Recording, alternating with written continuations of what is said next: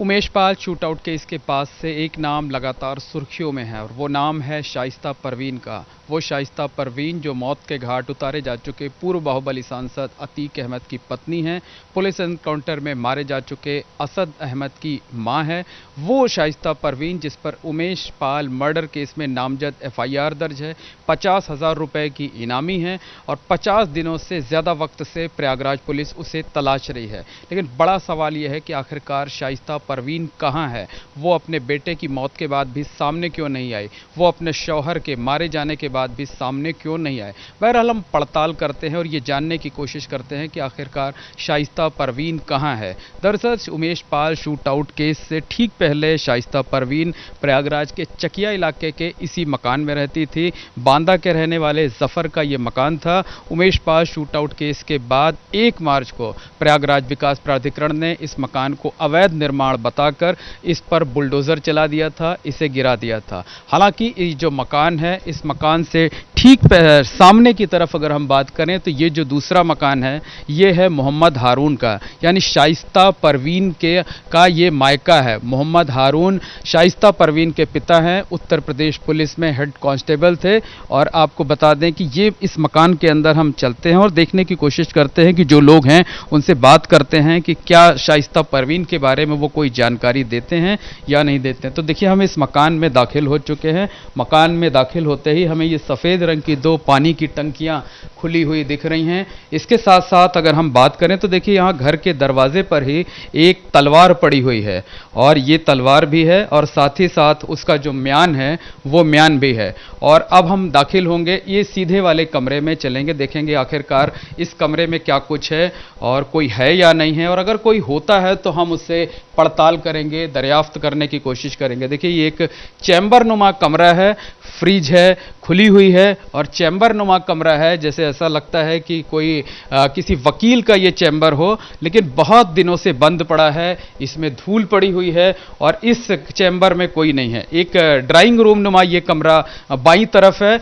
और देखिए इस में सोफे लगे हुए हैं, मेज लगी हुई है और जिस तरह से किसी घर का ड्राइंग रूम होता है उस ड्राइंग रूम में कोई नहीं है और लगातार हम आवाज़ दे रहे हैं लेकिन इसके बावजूद कोई नहीं निकल रहा है। ये आप देख सकते हैं कि ये केमिस्ट्री की किताब है, ये एक एल्बम रखा हुआ है और इस तरीके से ये पूरा कमरा है यहाँ पर। तो ये एल्बम में क्या कुछ है ये हम जानने की कोशिश करते हैं, देखने की कोशिश करते हैं कि आखिरकार ये किस तरीके का एल्बम है, किस तरीके की तस्वीरें इसमें रखी हैं।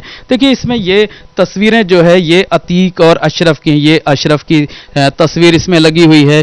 ये आप देख सकते हैं कि अतीक अहमद किसी पॉलिटिकल मंच को शेयर कर रहे हैं, ये तस्वीर है, ये तस्वीर है। कुछ और तस्वीर है, देखिए अशरफ जो है ये इसमें किसी नॉमिनेशन कर रहा है, ये उसकी तस्वीर है, ये सारी तस्वीर है। और ये आप देख सकते हैं कि किसी जुलूस की तस्वीर है और इसके साथ साथ शाइस्ता परवीन की इसमें कोई तस्वीर नहीं दिख रही है। ये देखिए ये अशरफ की तस्वीर आपको दिख जाएगी। ससुराल अतीक अहमद का है लेकिन जो इसमें तस्वीरें हैं वो ज़्यादातर अशरफ की हैं। ये आप देख सकते हैं कि ये अशरफ की तस्वीर है, ये तस्वीर भी अशरफ की है जिसमें वो गाड़ी पे बैठा हाथ हिलाता हुआ नजर आ रहा है और कई और तस्वीरें भी हैं, हम देखने की कोशिश करते हैं। तो देखिए ये जो ज़्यादातर तस्वीरें हैं वो अशरफ की ही हैं। तो बात ये अशरफ के नॉमिनेशन करते हुए तस्वीरें हैं और ये देखिए ये पहले ही हम आपको दिखा चुके हैं और इसके अलावा अतीक अहमद की तस्वीरें हमने आपको दिखाई हुई थी। तो इसमें ज़्यादातर तस्वीरें अशरफ की ही हैं।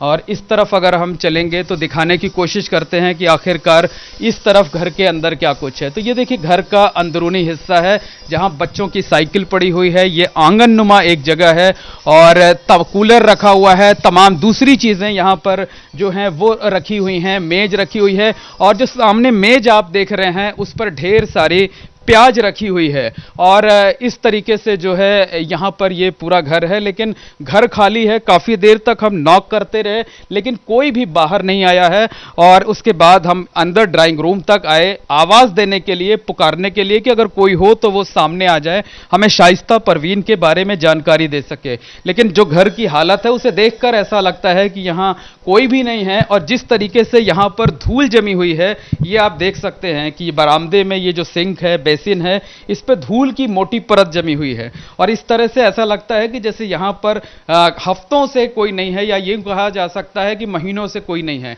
तो उमेश पाल शूटआउट केस के 50 से ज्यादा दिन बीत चुके हैं, तब से शाइस्ता परवीन फरार हैं, उनकी तलाश की जा रही है और पड़ताल करते हुए, ये जानने की कोशिश करते हुए हम उनके मायके पहुंचे हुए हैं।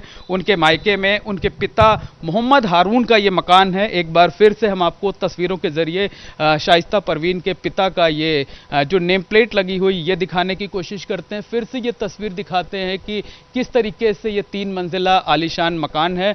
हमने नॉक करने की कोशिश की, जानने की कोशिश की कि कोई अगर हो तो वो हमें बता दे, हमें इस बात की जानकारी दे दे कि आखिरकार शाइस्ता परवीन कहां हैं। तो लेकिन यहां से हमें कोई जानकारी नहीं मिल पाई है। तो लगातार सवाल यही उठता है कि आखिरकार शाइस्ता परवीन कहां हैं, वो सामने क्यों नहीं आ रही हैं। बेटे की मौत के बाद भी सामने नहीं आई और शौहर के कत्ल के बाद भी वो सामने नहीं आई।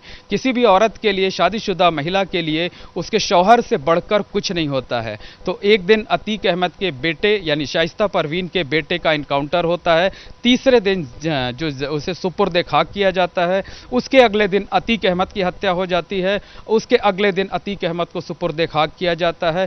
पूरे देश की निगाहें थीं, लेकिन सब लोग आए लेकिन नहीं आई तो शाइस्ता परवीन। ऐसे में सवाल ये उठता है कि शाइस्ता परवीन कहां हैं, वो किस हालत में हैं और सामने आखिरकार क्यों नहीं आ रही हैं और कब आएंगी।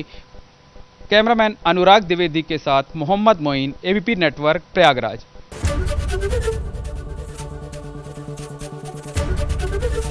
एबीपी गंगा, खबर आपकी, जुबान आपकी।